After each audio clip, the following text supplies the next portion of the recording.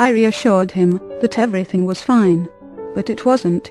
I didn't feel like joking around with the guys on the team anymore. I was just confused. That night I had my Grim Reaper dream again, with a different chortling Socrates, decked out in the Grim Reaper's gloomy getup, pointed a gun at me that went off, shooting out a flag that said, "Bang." I woke up giggling instead of groaning, for a change. The next day I found a note in my mailbox. All it said was, "Rooftop Secrets." When Socrates arrived that night, I was already sitting on the station steps, waiting for him. I'd come early to question the day attendants about Socrates, to find out his real name, maybe even where he lived, but they didn't know anything about him. Who cares anyway, one yawned. He's just some old geezer who likes the night shift. Sock removed his windbreaker. Well, I pounced. Are you finally going to tell me how you got up on the roof? Yes, I am. I think you're ready to hear it, he said seriously. In ancient Japan, there existed an elite group of warrior assassins. He said the last word with a hissing sound, making me acutely aware of the dark silence lurking outside. My neck started to get that prickly feeling again. These warriors, he continued, were named ninja. The legends and reputation surrounding them were fearful. It was said that they could change themselves into animals. It was even said that they could fly, for short distances only. Of course, I agreed, feeling the door to the dream world blow open with a chill gust. I wondered what he was leading up to, when he beckoned me into the garage, where he was working on a Japanese sports car. Got to change the plugs, Socrates said, ducking his head under the sleek hood. Yes, but what about the rooftop? I urged. I'll get to it in a moment, as soon as I changed these plugs. Be patient. What I'm about to tell you is worth waiting for, believe me. Sat toying with the mallet lying on the work table. From Socrates' corner I heard, "You know, this is very amusing work, if you really pay attention to it." For him it was, perhaps. Suddenly he put down the plugs, ran over to the light switch, and flicked it. In a darkness so total that I couldn't even see my hands in front of me, I began to get nervous. I never knew what Socrates would do, and after that talk about ninja, Sock, where are you? He yelled from directly behind me. I spun around, fell onto the hood of a Chevy. I don't know, I stammered. Absolutely right, he said, turning on the lights. I guess you are getting smarter, he said, with a Cheshire cat grin. I shook my head at his lunacy, and perched myself on the Chevy's fender, glancing under the open hood, to find its innards missing. Socrates, will you quit clowning, and get on with it? As he deftly screwed in the new plugs, unsnapped the distributor cap, and examined the rotors, he continued. These ninja were not practitioners of magic. Their secret was the most intense physical and mental training known to man. Socrates, where is this all leading? To see where something leads, it's best to wait until you reach the end, he replied and continued with the story. The ninja could swim wearing heavy armor. They could climb sheer walls like lizards, using only fingers and toes in tiny cracks.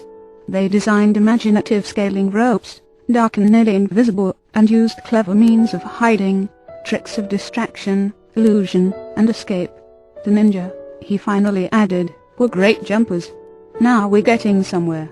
I almost rubbed my hands in anticipation. The young warrior, when still a child, would be trained in jumping in the following manner.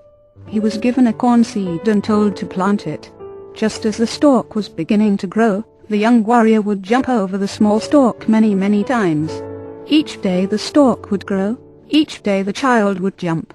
Soon the stalk was higher than the child's head, but that wouldn't stop him. Finally, if he failed to clear the stalk, he would be given a new seed, and would begin over. Eventually, there was no stalk that the young ninja could not leap over. Well, then what? What is the secret? I asked, waiting for the final revelation. Socrates paused and took a deep breath. So you see, the young ninja practiced with corn stalks. I practiced with gas stations. Silence filled the room. Then, suddenly, Sock's musical laughter pealed through the station. He was laughing so hard he had to lean against the Datsun he'd been working on. So that's it. That's what you were going to tell me about rooftops? Dan, That is all you can know and all you can do, he answered. You mean you are going to teach me how to jump up on the roof? I asked, my demeanor suddenly brightening. Perhaps so, perhaps not. Each of us has our own unique talents. You may learn to jump up on rooftops, he grinned. For now, toss me that screwdriver, will you? I threw it to him. I swear he grabbed it out of the air, while looking in the other direction. He finished with it quickly, and tossed it back to me, yelling, heads up. I dropped it, and it fell to the floor with a loud clatter. This was exasperating. I didn't know how much more ridicule I could take. The weeks passed quickly, and my sleepless nights became commonplace. Somehow, I adjusted. And there was another change. I found that my visits with Socrates were becoming even more interesting to me than gymnastics practice. Each night while we serviced cars, he put the gas in, I did windows, and both of us joked with customers. He would encourage me to talk about my life. He was strangely silent about his own, meeting my questions with a terse, later, or answering in complete non-sequitur. When I asked him why he was so interested in the details of my life, he said, I need to understand your personal illusions, to grasp the scope of your illness. We are going to have to clean your mind before the door to the Warrior's Way can open. Don't you touch my mind. I like it just the way it is. If you really liked it the way it is, you wouldn't be here now. You've changed your mind many times in the past. Soon, you're going to do it in a more profound way. After that, I decided I was going to have to be very careful with this man. I didn't know him all that well, and I still wasn't sure how crazy he was. As it was, Sock's style was constantly changing, unorthodox, humorous, and even bizarre. Once he ran screaming after a little white dog that had just peed on the station steps, right in the middle of a lecture he was giving me on the supreme benefits of an unshakably serene composure. Another time, about a week later, after we'd stayed up all night, we walked to Strawberry Creek and stood on a bridge, looking down at the stream overflowing with the winter rains. I wonder how deep the stream is today, I casually remarked, gazing absent-mindedly down into the rushing waters. The next thing I knew, I'd splashed into the churning, muddy brown water. He had tossed me off the bridge.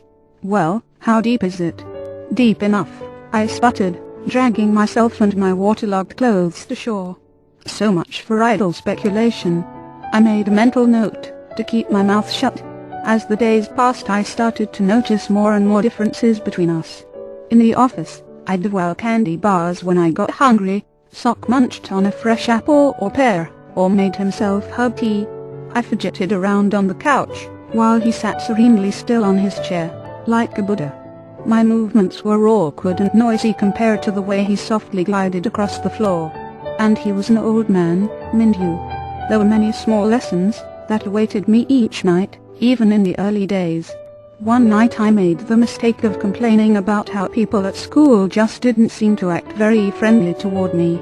Softly, he said, it is better for you to take responsibility for your life as it is, instead of blaming others, or circumstances, for your predicament.